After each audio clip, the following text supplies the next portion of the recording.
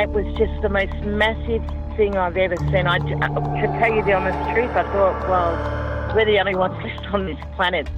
Something's happened. We've missed something here. The fear that went in me when I seen it was just, like the feeling, I'd say it was fear, but I've never felt that feeling before in my entire life. It's a weird feeling, like you can't explain it when you don't know. You feel like you're being followed, but you don't know what it is. We had two to our right, another one in front of us, another one to the left, and another one just across the road, shaking the daylights out of the tree. All we get was a big red eye. I remember waking up and looking at the end of the bed, and there was a figure there, almost insect-like, and then I blacked out.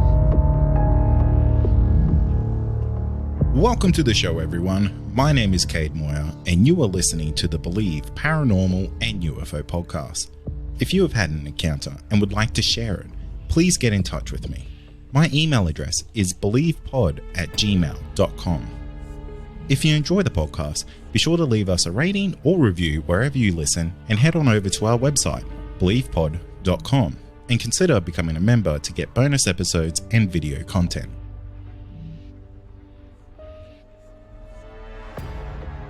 Tonight, I am joined by Tahnee, and Tahnee is definitely a podcast first because Tahnee is actually a mortician by trade, and I can definitely say we've never had anyone in that profession come on the podcast before. So Tahnee, welcome to the show.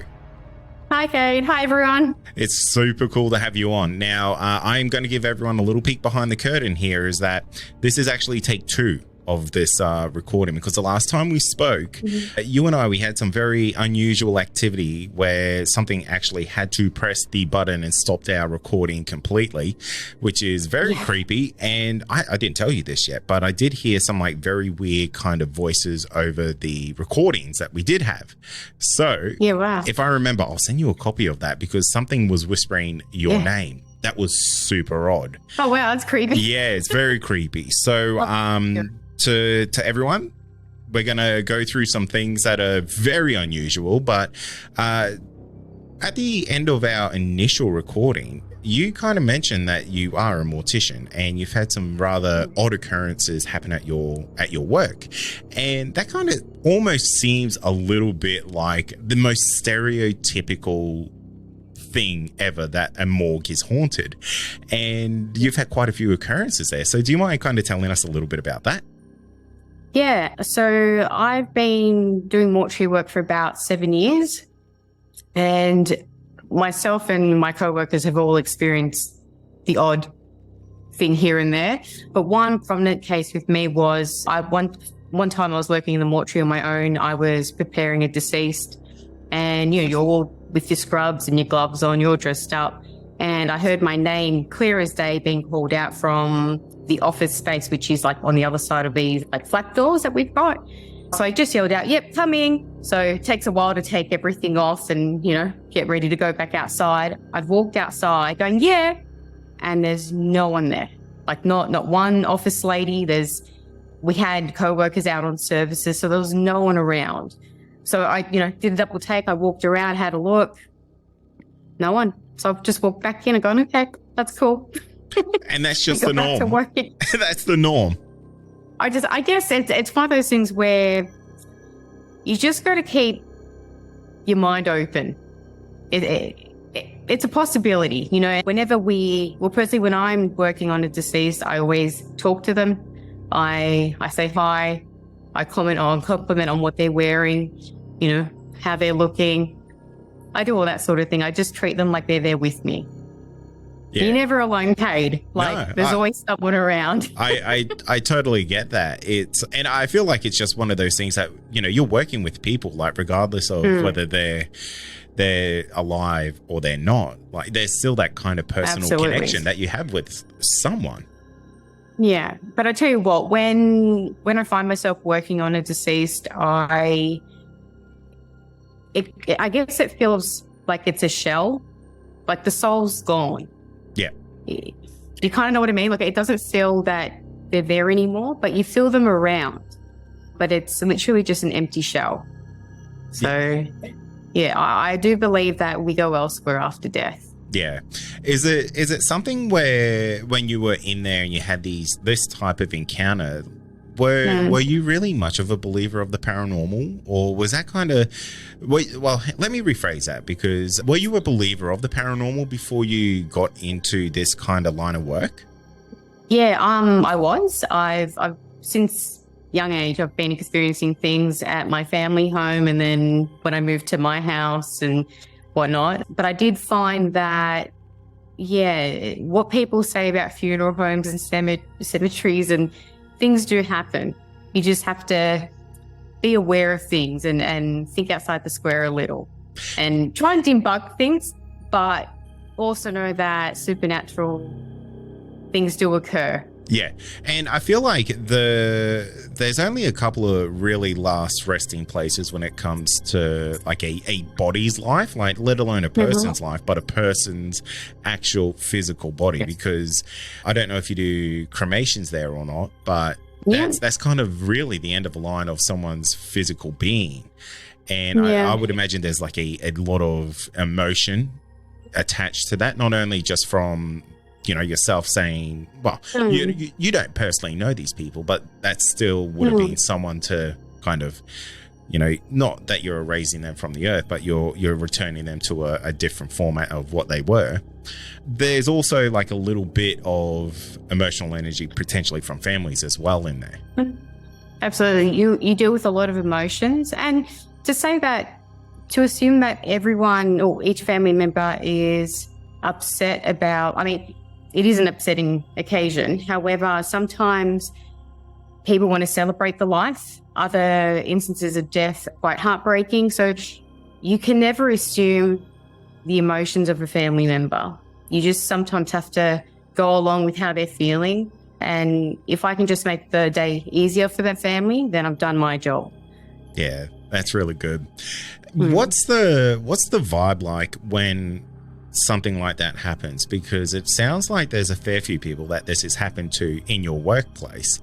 Does it start to become like a little bit of a competition on who's had the most types of encounters? Oh, what we joke about is, you're taking a friend home, because like sometimes we'll come home and things might happen. Like I have a coworker from home where she went home one day after doing a transfer. So what a transfer is when we may be called to a hospital or a nursing home to pick up a deceased. So she's arrived home and her lights started flicking. They never flick, right? So she's tried to debunk it and gone and, switch them off and try them on. And she just sat there and the lights kept flicking. And she said to me, she was looking down the hallway and she saw what she would describe as an orb, and it was just floating. And she just stared at this thing. It was like they were having a staring competition. And all of a sudden, it just floated up and gone. And I said to her, because she's telling me the story, because she knows I love this stuff, but we just don't know what that was. Yeah, so you put it down to, did someone follow you home? Do you have something living at home? What is it? Yeah, that's a rather interesting thing. It's kind of like the hitchhiker effect. Yeah, like people go into these haunted places and kind of feel like something attaches to them. I would imagine that's probably, and I'm absolutely assuming, but I would imagine that probably happens a fair bit, considering that this is the last resting place for a lot of these people's physical bodies. Yeah, and look, I do wonder if while we're in the mortuary working, whether they're wondering what we're doing to them, or if they agree with what we're doing to them, when it comes to hair and makeup or clothing. Maybe they've got opinions of what the family chose for them. I would love to have a talk with them. I'd love to see or know what they're thinking. But one instance as well was when I was working in there, I was just on my own again, and a whiff of cigarette smoke just came past me. And no one smokes in the mortuary, like it's just not allowed. And later found out that he was a heavy smoker. Oh, wow. Yeah. So, that's pretty cool that I feel that he was there. Yeah, absolutely. It makes me wonder, like you said, are they looking over your shoulder, just like kind of saying, well, this is how it is? Yeah. I'll always wonder that. But it's a nice thought to think that, I'm not alone and they're with me. So whenever... Oh, sorry. I was just going to ask you, has there ever been like any types of encounters that have kind of terrified anyone in that location from I guess, an unexpected visitor or anything like that? So not terrifying, but very interesting, because we believe we caught something on the cameras. Oh, really? This is interesting, actually. Yeah. So this is down at the crematorium. Okay. So one evening, the crematorium operator had to stay back working late. So it's about 8:30 at night. Everything's closed shut. There's no one else there but him. So he's working away in the back of the chapels, which is where the crematorium is. And he happens to look up at the camera, which is facing like down the back of the chapels. So where the chapel doors are, where everyone comes in. And he sees this figure. And it's a big guy. Like it's a big guy. He's bulky and it looks like a person. So he doesn't freak out. He kind of just stares at this figure, takes a photo of it, goes up to the front of the chapels. It's not there. Okay. When he comes back, he realizes that the coffin that he's about to cremate is an oversized coffin. So we use oversized coffins for big people. It's a male. The figure that he saw was a male. Coincidence? We don't know, but we've got that footage. It's the closest thing that I think we've got from the workplace. I love it. Like, it's interesting. No one could believe it. Like, we were like, wow, what is that? Who is it? Because no one else would be on the grounds at that time of night. Yeah. Let alone, That's creepy. That's really creepy. Like, yeah. I believe in coincidences, but I tell you. Oh, that was just too weird. Yeah, that's just a little bit out of the norm, if you ask me. Yeah. No, I agree. There's another instance where one of our workers, she was working overnight, so doing transfers. And again, it's when you get a call to pick up a deceased. So she was just taking a break out in the car lot area and just having a smoke. And she sees like a light in the distance, right? So she's thinking, oh, it's a torch. It's, who else is here? Because again, it's nighttime. The site's closed up. It's only staff that's allowed on site. Anyway, so she keeps staring at it. Again, it's just having this standoff again. And it's getting closer and it's getting bigger, right? And she's just staring at this thing. And it's doing like little swirls around, like back and forth. And it's coming closer. And she's just gone, nah. And just ran back inside. I don't blame her. She was on her own at the time. And again, you can't explain it. Like, well, what is a floating light? What's it doing? Like, what's it going to do? Is it going to pounce on you? Yeah. To this day, we don't know what it was. It's rather interesting that so many people in this one building, and like, I find it fascinating that so many people are having encounters, and they all kind of seem different and unique and individual, and I think that's really cool. Yeah. And I think they're kind of cheeky as well. Like they like having a bit of fun with us. And it's not like we go looking for it. Like these things just happen. Another instance was I arrived pretty early, say about just before 7. So I've come in through the kitchen to our change room, right? So where our change room is, there's another door which leads to the bathrooms of the mortuary. That door is always locked from the hallway. You can only access it from the mortuary. So anyway, I've gone into the change room. I've come back out to walk back into the kitchen and I hear the door open, right? It wasn't the change room door. It was like coming from the other side. I've gone, oh. So I've turned back and I swear I knew I was the only one there at the time. I've gone back and the door's open, right? So I've gone, oh, that's okay. So at this point, I'm thinking there's someone else here and I'm feeling a bit, well, I've got to know who that is. So I've gone to the bathroom door. I've pushed it over, gone, hello. Nothing. I've gone, okay. That door's always shut. The fact that it opened when I just happened to be walking, I don't know. Does it ever creep you out? That unsettled me a little, just because at the time I thought that maybe there was not an intruder, but someone else, and they weren't making themselves known to me. So I felt a bit, iffy about that. But yeah, after that, my fellow co-workers walked in and yeah, I was the first one there. So you tell me how that door opened or unlocked itself. Yeah. It does raise a genuine concern of, I guess, personal safety when it comes to this stuff. And, you're thinking, oh, no, this is just the ghost being silly buggers. And well, that's the joke now. It's just like, in. Something fell. That's the joke. It's the ghost. Something got moved. Nah, it's just the ghost. Yeah. It sounds wild. Like it's a genuinely crazy workplace to... events to happen because it's a very important job that you do. It's I would imagine it's very down to the T. You got to do things this way or that way. There's no ifs or buts at the end of the day. No. And to have all this stuff kind of go on, I guess it kind of just adds a bit of spice to the type of job that you have. Yeah. Definitely keeps things more interesting. I could imagine.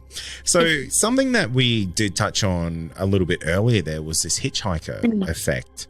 And this was actually kind of one of the main reasons that you contacted me originally, is that you believe you have a spirit that's kind of followed you from place to place.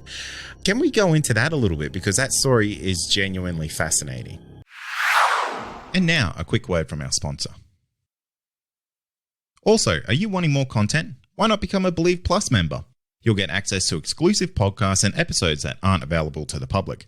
Not only that, you'll also get our regular feed without any ads. Head to believepod.com/plus to sign up today for just $5 a month. Yeah. Okay, so this probably did start around the time that I started working at the funeral home. So when we first moved into the Blue Mountains area, we lived in a 3-bedroom home. At the time, it was just my husband and I and 2 dogs, and we lived on about like a long half-acre block. So one Sunday afternoon, we were just doing housework and I was outside gardening, and I remember seeing, so where I was standing, the room in front of me, I saw like a shadow figure, right? It was wearing like a Cooper hat, the silhouette of a man. And I thought, oh, that's probably my husband. I'll yell out to him. Anyway, he didn't reply back to me. So I started getting a bit annoyed. So I've gone into the house to go, Daniel, I've been calling you. Anyway, so I go in there. There's no one in there. I'm like, all right, it's a bit weird. Anyway, so I went looking for Daniel at this point. So I've gone to the back veranda and I see him right at the end of the yard. There is no way that from that moment that I was yelling at him, that he could have run to the back of that yard. What was it? I don't know. I have no idea. But I remember that house too. We did hear quite a few footsteps. The dogs would act a little strange in that house. At the time, I put it down to my father-in-law recently passing away. He I guess he used to wear a Cooper all the time, and I kind of just made that connection. So I did speak out loud to him one evening and just said, look, you're welcome to stay here. Just don't do any jump scares at us or anything like that. We're cool. So we kind of lived with that for a little bit until we moved to the house where we are now. So the interesting thing with this house is that when we moved in, my husband started doing a lot of night shift. So I was at home alone with my dogs. And I remember one night, so we'd recently just moved in, I was getting ready to go to bed and I heard the front door, which is downstairs, open, and then I heard boots walking. Again, this is the sort of uniform my husband wears as a tradie, right? As it's coming up the stairs, the boots, I hear the jiggle of the keys. You know how you buckle them on your belt? All right, so at the stairs, we've got a bit of a stop platform and then the stairs continue up. So I just stayed in bed thinking, oh, okay, he's going to come in any minute now. All the dogs are going to make noise. And nothing happened. So I'm just sitting there going, okay, well, why aren't the dogs barking or doing something? So I got up. Dogs were all asleep. They didn't move. So I went to the top of the stairs and I poked down to see who it was. There's no one there. Oh, wow. So at that point, I'm thinking, well, there's someone in the house. and they've just managed to sneak through to the other side of the house. So I woke the dogs up and we all went to the other side of the house to check. Right? Because if I'm going to get attacked, the dogs will like hopefully pounce on the intruder first. And look, this is we recently just moved into the house. You know, you've got those nerves of being in a new area and, you know, people knowing that you moved in and, you know, me being on my own, female, you know, all those thoughts came into my head. Anyway, so I've gone room to room. I opened up the closets, everything. No one. So then I've gone, right, okay, I'm going a bit cuckoo. So I rang Daniel. I said, hey, like, where are you? And he goes, oh, I'm still in Sydney. Sydney from the Blue Mountains is about an hour and a half. So he was nowhere near home. So I've gone, okay, no worries, cool. And I told him what happened. And yeah, we just kind of put it down to Ghosty followed us home. I couldn't explain it. It was heavy footsteps. It was a person. That's what it sounded like. Yeah, so then after that, I just made sure I locked everything up. I double-checked everything. Yeah, and just went to bed eventually. That wasn't the only instance, though. We've also had the dogs act a little strange, like they'll just stare up in space. And you know when someone's sort of trying to muck around with a dog and being real playful, they kind of, you know, get down with their bums up and, you know, they kind of start making some noises, like playful noises. So whatever it is here, because it's like today, like things still happen, at least they're a friendly ghost. So I'm happy with that. That's cool. They're welcome to stay just as long as, you know, they keep the peace and especially keep the animals happy as well. Yeah, it's very unique to kind of hear of a positive haunting. And there's a lot of stigma around like living in haunted houses and things like that. But I always like to think that not every haunting is a bad one. Like some hauntings are just like yours. They just seem to be someone who's hanging around and is actually quite friendly. Yeah, and I like to think, we're doing a lot of home renovations as well. So I'd like to think that they are happy with what we're doing, perhaps, whether it's the residential ghost or someone that's just hitched along for the ride. But I feel that they've got a good opinion of the house, perhaps. There's been instances where we've been renovating and, actually, this is a good story. So my mum came to visit me one day and we were sitting in the kitchen just having a chit chat and one of the dogs was with us. And the rooms where we're renovating, we had to clear them out because we were going to get the floors polished. So there's no tools, there's nothing in here except for empty rooms. So we're just having a chat and all of a sudden you hear this drop, like as if someone just dropped a hammer. And the three of us, like, as in including the dog, we've all just looked that way. And again, I'm thinking intruders in the house, you know. So I said, Mum, just stay here. I took my dogs all with me. And same thing. We went through all the bedrooms. We checked the closets. Nothing. And there's no equipment on the floor. So I have no idea where that bang came from. But it was clear as day. And I actually caught it on our Google Cam thing where the three of us all literally... We heard the sound and we've just looked. Wow, that's unreal. So that's pretty cool. I quite like that. Yeah, there's been other instances where my husband's been working in one of the rooms and I've been, you know, in the kitchen and he's gone, yeah, like yelled out at me. And I said, what? He goes, you called me. I said, no, I didn't. So he's heard his name and Daniel is the skeptical one out of the two of us. But I believe he's quite a believer now because he's had some pretty strange things happen to him whilst renovating. Yeah, right. So your husband's always been a little bit on the fence about these things. I mean, he'd come along with me to ghost tours and, you know, things like that because that's what a supportive husband does, you know. But we've been on a few ghost tours as well where things have happened to him and not to me, which have made him think, okay, that was a bit odd. For example, like we went to Monte Cristo. Oh, wow. Many years ago. And we were just doing like the night tour. Actually, this was the night tour, the dinner and the sleepover, that combination. And anyway, we're going through one of the rooms and I think at this point we've got a bit of free time.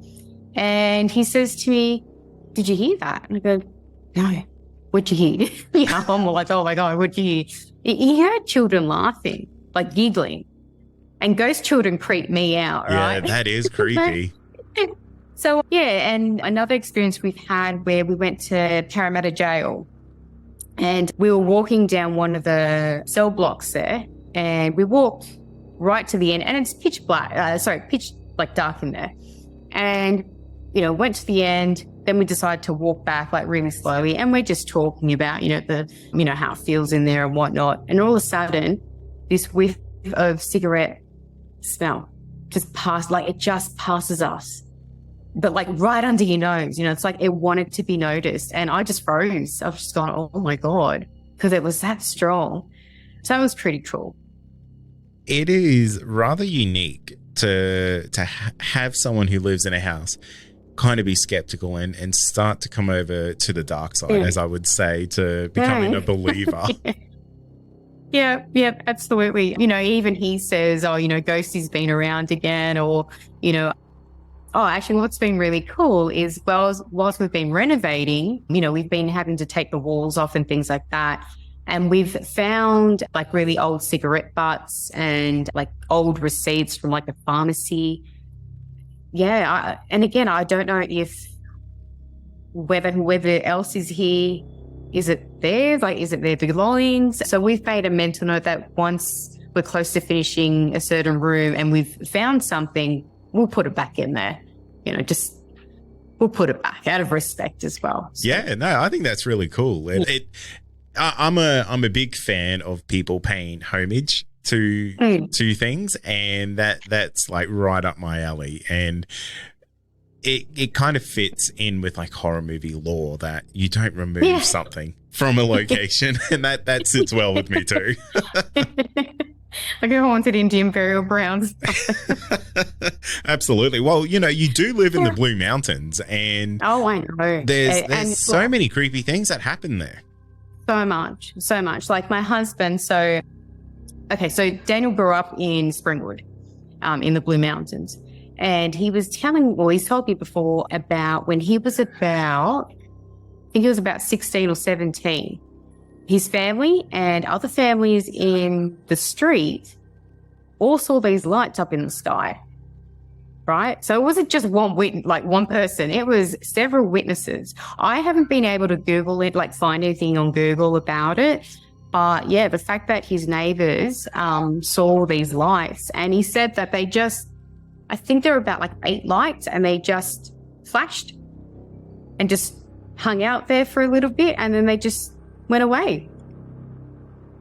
Crazy. Who knows? Who knows what that was? And you know what I love about like these, like that's not a historical encounter, but that's an encounter before modern technology. So, drone technology wasn't around or anything like that. No. Oh, no. God, no. So, I think that really adds a lot of credence to someone's encounter. And the fact that, he had it with so many other people there as well, I think is really cool. Yeah, I think that's a bit special when, a lot of other people witness something unusual. It's the same thing like when I had that experience here, my mum was here, or my co-workers at work. Like it's not just you having these experiences. So you do feel closer to each other because you can all relate that there's something spooky going on here, and we're all quite supportive of each other. We're not going crazy.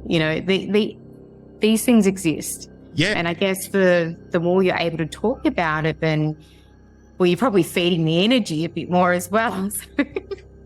It's an Ouroboros. It's a self-fulfilling prophecy. The more they scare you, the more that you'll talk about them, the more powerful these entities get.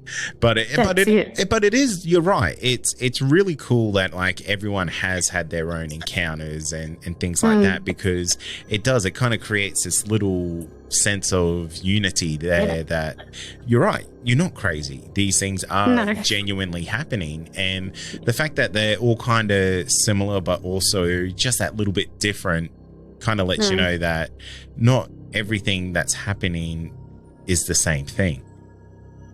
And I guess when things do happen, like we always try and debunk what's happened. You always try and find a logical explanation for it. And sometimes you just can't. Yeah. Like none of it makes sense. Another instance that's happened at home is with my dogs. So what happened here was we've got 3 dogs, right? So the youngest one, he's about 18 months. His name's Dominic. He's a real sweetheart. Anyway, one night he just started howling, right? And, got up. This is probably about 2 o'clock in the morning. So I've gone over to see what was happening and, get him to calm down because he's going to wake up the neighborhood in his house. So anyway, we got him awake and then back to sleep, and that was it, right? So I thought, okay, just a one night, he probably had a puppy nightmare or something. Anyways, next night, it happens again around 2, I think this time it was about 2:30. I thought, okay, that's really weird. Like, doesn't matter, we'll calm him down again. Anyway, this happened for like every night for about 2 weeks, right? In this time, I'm talking to my friends in dog show world, asking them the question, have your dogs ever done this? Because I've never had a dog do this. This is the first time. So they just put it down to, him having like nightmares or night terrors, and just calm him down and let him know he's a good boy. I was like, all right, cool. So this continued on for several weeks later, and Daniel and I at this point are not getting sleep. We're being woken up at ridiculous hours of the night. He starts howling, then the others start howling. It was just becoming an issue.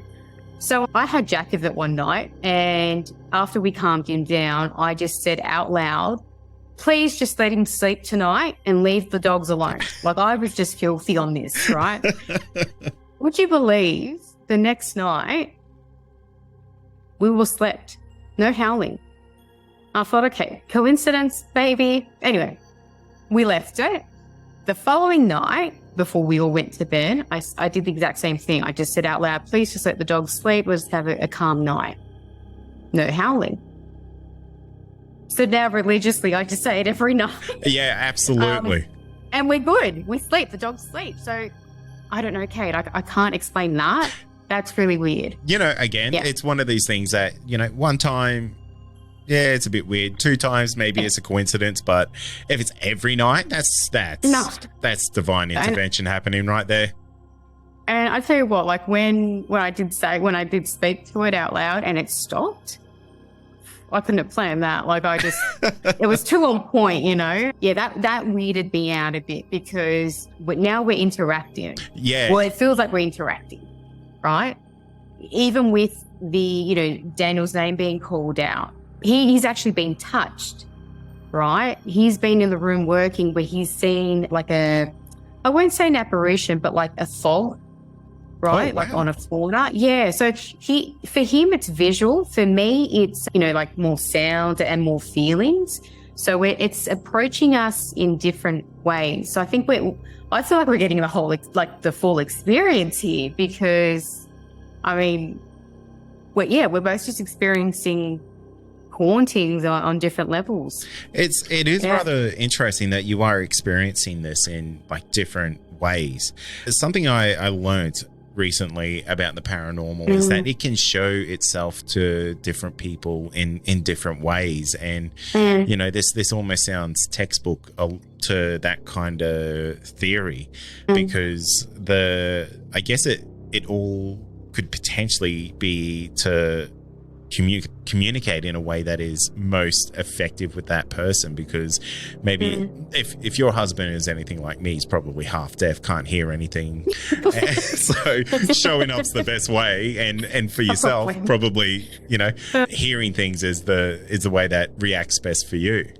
Yeah. I also feel that because he's the skeptic, or once upon a time was the skeptic out of the two of us, I feel that maybe Ghosty feels that he might just need a bit of a nudge, like, hey, I'm here. Yeah, you a little bit more effort gets put into him. Yeah, whereas I'm the more, I can feel it, you hear, like I know it. Maybe that's the approach. Actually, one other time too, so we're in the kitchen having like just a chat, right? And at the time we had a couch and I was sitting on the couch and he was facing towards like the lounge room where I am at the moment. And he actually saw something walk from like, I guess from this wall to the hallway, right? And he says to me, he just stared at it. And I said, what's wrong? And he goes, you won't believe that. And I go, what? Like, tell me. And he goes, I saw something. I go, what'd you see? And he goes, I just saw this shadow, just this thing just walk straight. I thought, oh, wow. So I get a bit jealous that he can experience these things and I can't. Yeah, but that's pretty cool. It's such a great dynamic that you seem to have with your partner about this, because I think a lot of people would be rather terrified in a situation like that. I know my wife wouldn't be so accommodating to something like this happening in our house, and the fact that you and your husband just seem to roll with these punches like it's like you're jealous of the different types of encounters that you're having, I think it's hilarious. I am genuinely interested in how your husband kind of processes these things, because I feel like there would be some kind of chart that you could almost plot emotional response to these kind of situations where if you're seeing something, I think that I would have more of a visceral reaction than hearing something. If I'm seeing this entity and this entity is starting to touch me, I don't know how I would feel about that personally. I think his approach is, I'm going to fake it till I make it, as in I'm not going to let instill fear in me. And look, I think we've been together for 100 years. And, you know, the moment he met me, I was always a believer. You know, I've experienced things since I was young, and I've told him stories. And, you know, I think at the time he was quite supportive of my stories. However, because he hadn't really experienced anything, it was just, you know, a story to him. Yeah. You know, even when we would go on ghost tours and things like that, like I guess we always went on them, you know, more as we'd sort of take them on the approach of them being a history tour. And then if you see a ghost or experience something, that's an added bonus, right? But I guess when his dad passed away, and then originally when I saw that figure at the other house, he kind of took note of it, but I don't think it really sunk in to him what I was telling him or describing to him. And then when we moved here, and the footsteps were a big thing. Like I was hearing them all the time, and it was always when he was at night shift. So I kind of feel a little that maybe it was his dad maybe protecting the house a little. Kind of looking over it. Because there's a bit more to this house. So, right, when we moved into this house, this is actually the house where Daniel and his family, where Daniel grew up. So his family lived here for a very long time, and then they sold the property to another family. That family lived in this house for about 15 years, and then we moved in, right? So while we've been renovating, we have found like little notes, or I guess things that his dad has written on, like, you know, behind the walls, and like there's still some tools that belong to him down in the workshop, you know, things like that. So I just feel that although Daniel's not emotionally connected to the house, but I feel like for whatever reason we've returned here, for whatever, I can't explain why, but we were made to come back here. Whether it was to jazz up the place again, I'm not sure.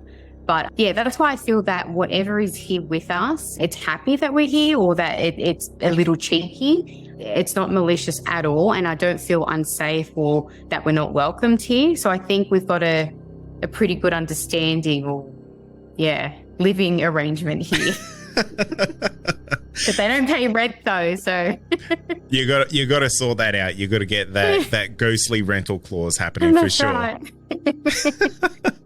Well, Tahnee, thank you so much for coming onto the show again. It's thank you. It is rather bizarre that the first time we recorded that, some very unusual activity happened, and you know, it looks like everything has just sailed smoothly today, so I'm very thankful for the ghosties on your side for playing nicely with us on this end. Guys. Yeah. But you know, I find your situation really fascinating and really cool. The fact that you kind of work in this haunted location, and it kind of just, everything just rolls off the bat there, and everyone's having encounters. It kind of just seems like this a very obscure place in the world, and then you come home and then you've got another set of kind of paranormal encounters happening that just, I don't know. Your life is this fascinating paranormal puzzle. I think that, look, it doesn't happen all the time, but when it does, I do welcome it, because at the end of the day, I feel that we've moved into this space. And same with my workplace. You know, I'm the worker there, and these entities, I'll say, I don't know how long they've been there. You know, I feel that I'm a visitor there. And same with home. You know, it is home, but at the end of the day, I'm sharing this space with whatever's here. And so are the dogs. So like I said, my priority is just live peacefully at home. You know, let's have some fun as well, but let's just make this work. Thank you for listening to this episode of the Believe Paranormal and UFO podcast. If you have had an encounter and you would like to share it, please get in touch with me. My email address is believepod@gmail.com. Finally, don't forget to follow us on all our social media outlets, and be sure to join our Discord server to talk to other listeners of the show. You'll find all these links in our show notes. Thank you.